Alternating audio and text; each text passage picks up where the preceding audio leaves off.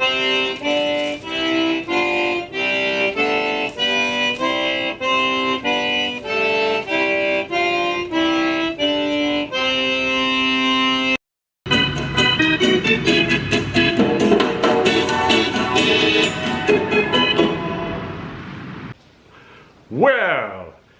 here I am, sitting on the couch this time instead of sitting in a car.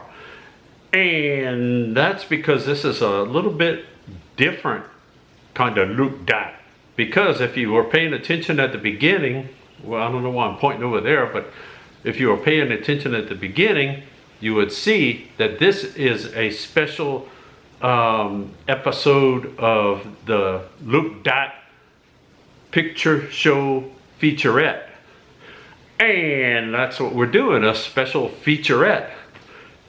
But I can't really get started with my special featurette without some refreshing beverage. So let's see what we've got. Before I open it, look that. Yes, it's Señorial Sangria. So this is gonna be a good featurette, except it's non-alcoholic, so that's okay. But I did check the limited listing of ingredients over here, and there's no juice in it, so there you go. So I think we're safe. But I saw this at the store, and I thought, wow, I've never seen that before, so I'm gonna try it. Oh, whoops. There we go. And here I go. Yes, it's sangria, natural flavored soda. So let's see what happens.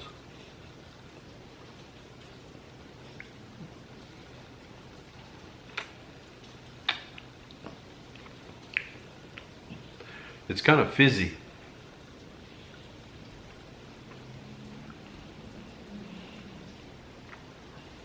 It does kind of taste wine-ish or sangria-ish, which is interesting. Especially because it has no natural juices in it, but it does have natural flavors in it. So I guess we'll just go with that. It's muy delicioso. So there we go. Now I'm ready to go. Because like I said, this is a special new series of Picture Show Featurettes. And what we'll do somewhere at the beginning, I'll put a number down there. You should have seen a number a little while ago pop up, I hope. And because these could be a whole series of featurettes on one thing. So, well, I don't know why you want to do that. Who wants to see the same thing over and over? Well, I'll tell you, since you so beautifully expressed yourself, it's not going to be the same thing over and over, but it's going to be about the same thing. Anyway, if you've ever watched any Picture Show Featurette episodes of Loup dot, there's a special playlist of them. But you will note that all the Picture Show Featurettes up to this point have been about stuff that was done a while back, sometime a long time ago, sometimes not too long ago. And so it's picture shows that are finished pretty much. Well, this is special because it's about a picture show that's not even finished yet. Well, I don't know how you can do that. You doing a show about something that don't happen yet. So, as you can tell, this is going to be exciting. That's why I'm doing this. But, yeah, let me fill you in a little bit. I've been working on putting a real live movie together. Not about Loup dot. It's a whole separate thing. But I thought, well, a lot of people wonder about how you do that. It's like, for people out there who always thought, wow, I want to make a cool movie. Oh, I'll make a cool TV show and all that. It's like, okay. And you can study about it. You can go to school for it. You can read books about it and all that kind of stuff, and which is fun. I've read some books about it, and you know, kind of not how-tos, but you know, what are the steps involved with getting something like this together, making a movie picture. And it's like there's a lot of steps involved. And one thing I've discovered, and some of them are fairly simple, straightforward. Some of them are pretty complicated, and you kind of go, maybe I should find something else to do me. The whole point of what I'm doing is not exactly how to, but how I'm trying to do it. Because one thing I've noticed over the last 20 years or so is making picture shows has changed a lot. You know, they have CGI and stuff like that. That's changed a lot. I have actually worked on stuff back in the 1900s, and things were a lot different back then. You know, with horse and buggies and all, and you had to hand crank a camera to make it go and all that. Well, here we are in the space age, and we have to adapt or die. So it's like, okay, so how do I do this? But I want to make my own, very own movie picture. So where do you start?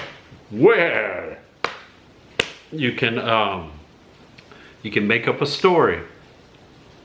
There's some people say, well, I don't know where you get your ideas from and all that. Well, I don't steal them like some people do, not on purpose at least. But I do, you know, come up with ideas and stuff. Been doing that for years. Anybody that, if you ever wrote anything, anybody would recognize some of these things. These are called notebooks. They used to use them back in the 1900s. And you, it's like a book, but you actually write down stuff. You get a pencil or an ink pen, and you write in it. And that's how you get started. Pretty simple. You get a notebook. You get one like this, and you can. This is a fat little notebook that you can put in your pocket if your pocket's big enough for it. It's kind of big, but anyway. Yeah, you can make your notes in here. Well, what kind of notes you want to make? Exactly. Okay, well, we have to come up with a story. What we want to make a movie about. What's your favorite kind of movie? You like musicals with a song and dance? Hello, my baby. Hello, my honey. Na, na, na, na, na, na. Yeah, if you like that, then you probably need to sit at the piano and make up some songs to start with. I guess that's one way to do it. But I'm not exactly doing a musical. So, never mind. But I say to you, ideas can come from a million different places. Some people say, well, look at the newspaper. There's all kinds of stuff going on. You know, look at this, and oh, there's an article. I'm pretending to have a newspaper here, but you can't see it, so it doesn't matter. It's like, here's my fake newspaper that I'm looking at, and here's an article about a bank robbery. Oh, look, that's a good idea. How about a movie about a bank robbery? It's been done before, but you can always make it your own, make it different. Or here's a story about a guy saving a cat out of a tree. Oh, well, that could be exciting. Anyway, if you do it the right way, it could be exciting. Or that could just be part of your movie. Oh, see, okay, let's think about the guy with the cat in the tree. Let's say it's a movie about the fire station, and all the firemen's running around, and they have their fireman stuff and their big fire trucks, and they put their hard hats on, and they go out and save people and fight fires. And at part of the movie, somebody calls up, "Ma, my cat got itself stuck in the tree. I can't get that. Can you come get that for me?" And they say, "Well, sure. What's your address?" And they tell me, "Okay, we're getting in the fire truck." And you go over, and there they go. They drive up, and there's the cat up in the tree. Oh, it's so scary. Oh, what's going to happen? and they get the ladders out and they set them all up, and one of them climbs up there and gets the cat and brings it down, but when they get down to the bottom, you hear some funny music, and ooh, all beautiful music, and the guy turns around, "Here's your cat, ma'am," and she's like, "Well, I thank you for getting my cat. Look, I thank you for getting my cat out of that tree there. You kind of good looking, mister. What you doing tomorrow?" And that's a whole romance thing starts up. And the rest of your movie is like a comedy romance. There you go. Now somebody's going to take that and run with it, I know, and I'm going to see somebody that looks like that calling about a cat. But like I said, stories can come from anything. Somebody who drinks too much. That could be a story. Or that could just be a character. Okay, now follow me.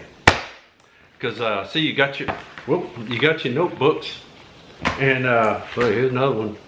Got your notebooks out and everything.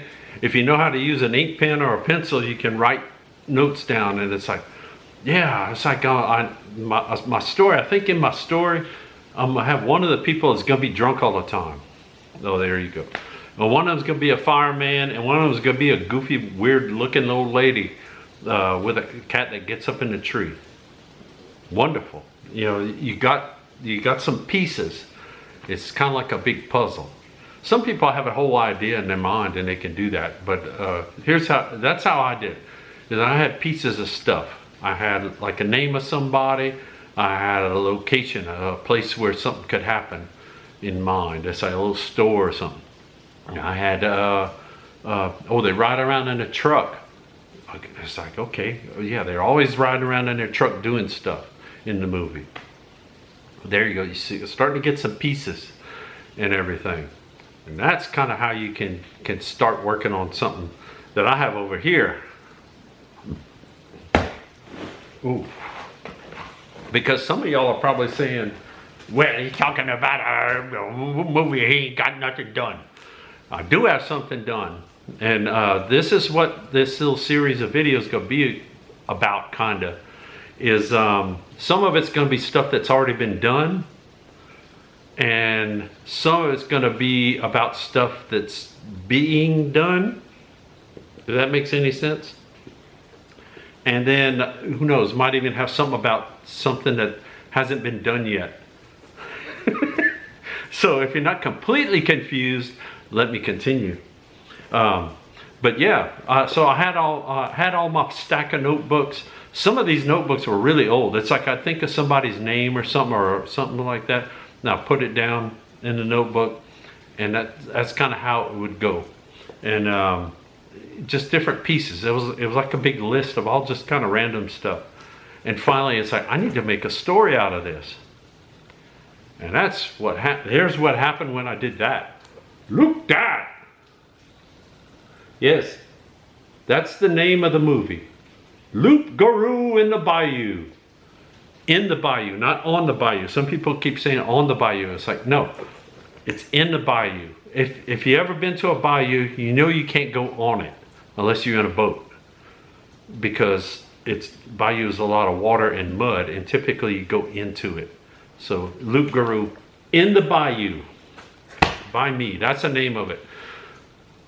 So I got a script. I wrote a soul script for a feature-length picture show. And so that's the goal. That's the ultimate goal, is to make this feature-length picture show. That's the thing. And look, it really is. I'm not just making this up. And it's still got some notes and stuff on it and things like that. But I can't reveal too much because it's all secret. But yeah, there's a few pages. Oh, don't look too close. Because it's proprietary. This is something you're going to have to get used to with this Picture Show Featurette series, is that I may use actual real live English language words from time to time, and I might even pronounce them correctly. But so get ready. But it's not, like I said, it's not technical. What I'm going to do is not technical. It's not step by step. This is how you do it, you know, and all that. It's just, this is how I'm doing it. And for good or bad, right or wrong, you know, oh well. So anyway, so yeah, I started out, I had some ideas, I had names, places, things like that. I kind of, you know, I knew what I wanted to make. I knew I wanted to make like a comedy type movie, but not like crazy, you know, wacky comedy exactly, but something that had some funny parts in it. But, you know, something that's real enough to where you'd be interested in watching it. So it's like, okay, well, I got some names, I got some places, I got a couple of ideas here and there. How do I put all that together? Well, everybody does it different. And some people, like I said, they have it worked out in their head. They just sit down and pop, and they pop that out like an egg popping out of chicken. But for some people, it doesn't work that way. And this in particular didn't really work that way for me. It was taking a lot of pieces, putting them together, and starting to build things. And then in that process, I started coming up with some scenes. And then it's like, well, okay, well, what's it going to be about? Exactly. I have an idea. I have a vague idea of the characters I want to put in it. And I know where they're going to be. They're going to be from Southwest Louisiana. And it's like, what can they do? What can happen to them? Something has to happen to them. They're just some regular guys. Something has to happen to them. And at some point I don't remember exactly where it came from, but it was like the idea of a Loup Garou, which look at the title again, if you can see that. It's Loup Garou in the Bayou. And it's like, well, first thing, one of the first questions I started getting, well, how come it's not Rougarou? Because it's not Rougarou, it's Loup Garou. That's why. That's my explanation. And that was something actually that I thought about for a while. It's like, okay, I see Rougarou all over the place. Everybody's Rougarou. I don't know why. So it's like, I need to do a little research. Let me see what I can find out between Rougarou and Loup Garou. And so I started looking around, and I'd run across little things, and it was kind of fun. It was like a detective show, kind of, because I had to go to the I went to the library. I didn't sit down and goo that and come up with whatever wiki wacky pedia throws at you, because you don't know where that comes from. I went to the library and found books that were printed on paper from back in the 1900s and stuff, like antique stuff with real paper, and they were kind of like my notebooks. So it's like I looked it up, and it's like, what is the history? What is some of the history? And I concentrated on Loup Garou, because that's what I wanted to call it. And it's like, you know, okay, what is the history of Loup Garou? And I ended up finding out that, and I'd have to find it somewhere. I made copies of the pages and everything. But there's a book that talked about folklore, European folklore, and medieval folklore, and all this kind of stuff. And it talked about Loup Garous. I just basically, I went to the library and I found the books that had folklore and stuff like that. And I go through the index until I'm talking about stuff you probably have no concept.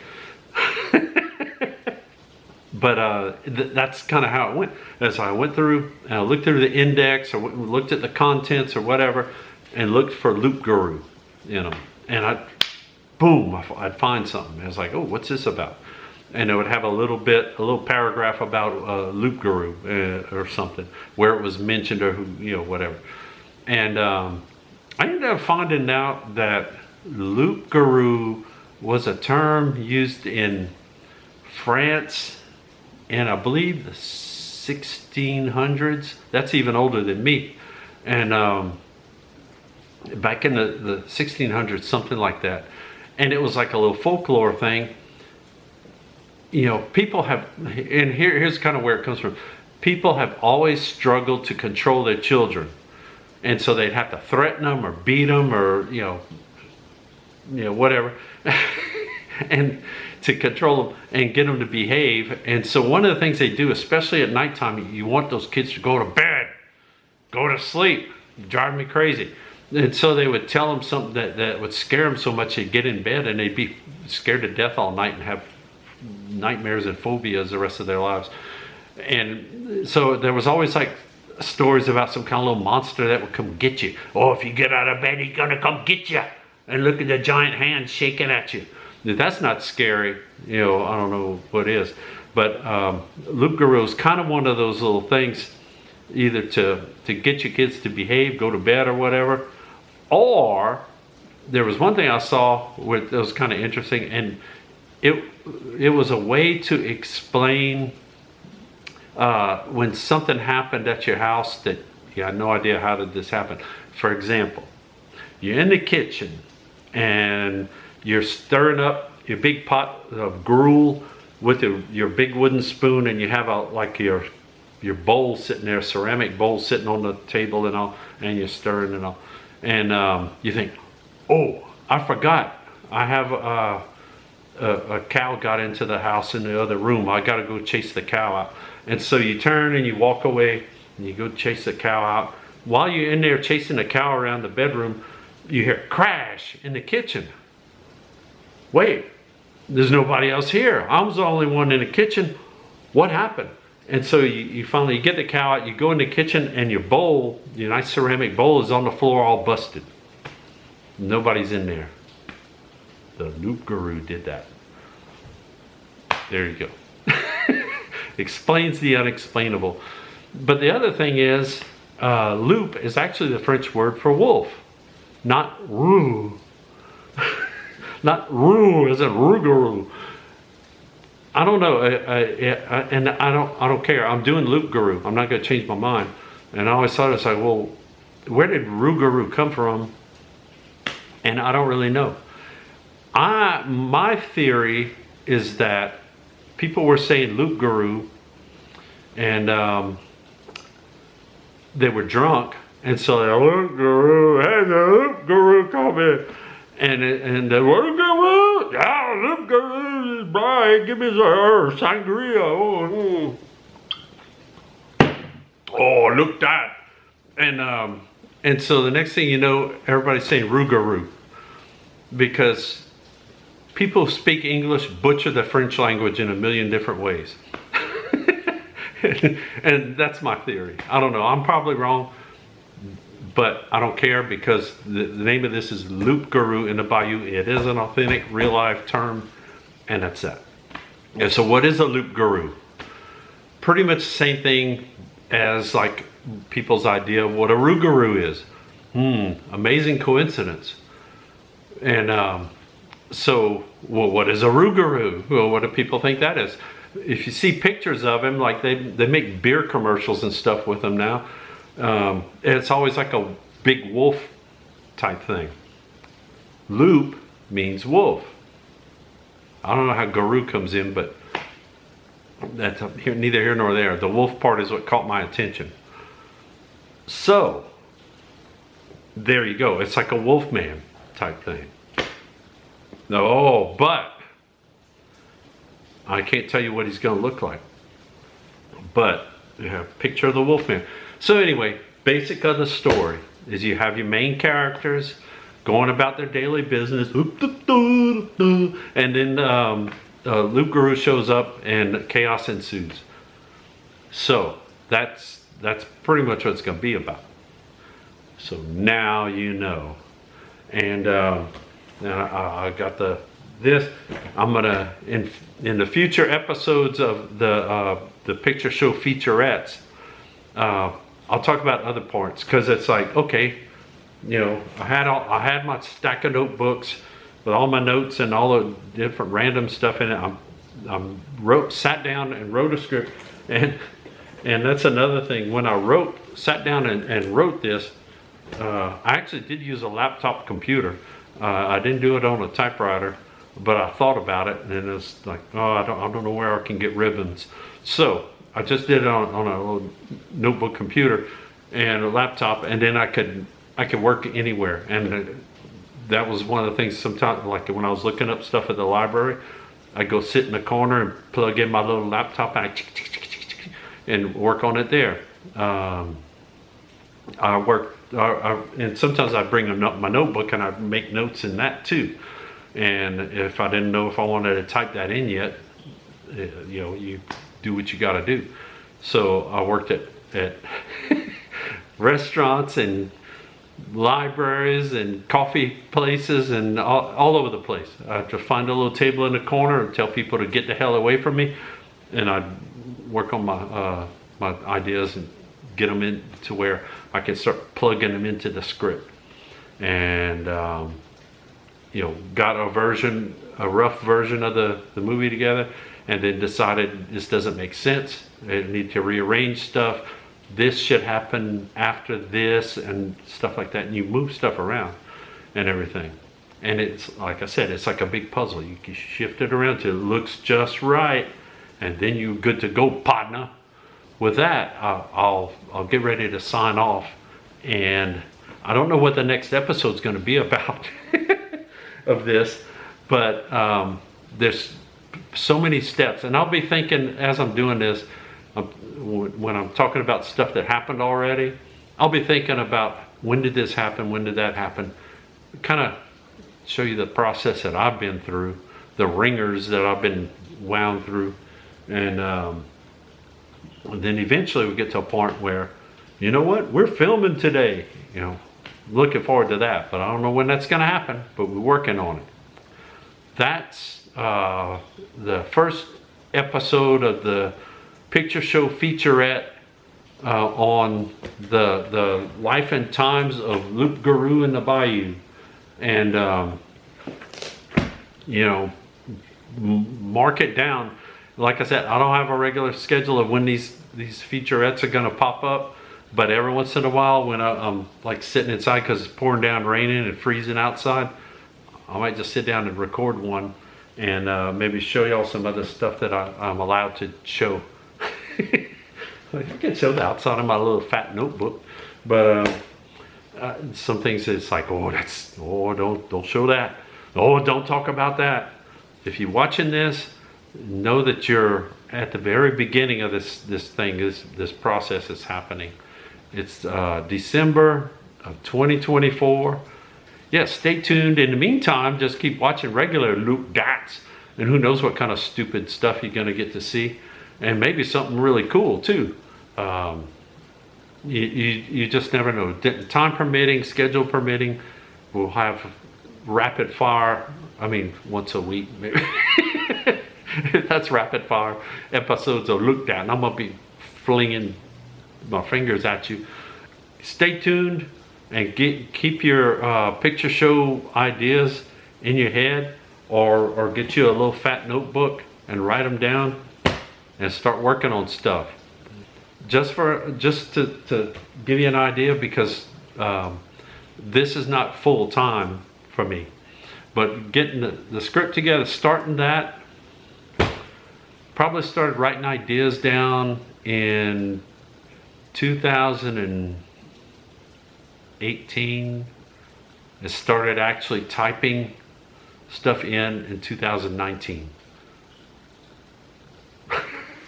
But in the meantime, a lot of real life things happen, and it's like when I'm sitting down typing this stuff, nobody's paying me to do that. So in the meantime, have a lovely day, and like our fearless leader, he's not in here, but I'll salute you with the secret Look Dat salute, and I'm gonna finish up my sangria. And we'll see you on another episode of Look Dat.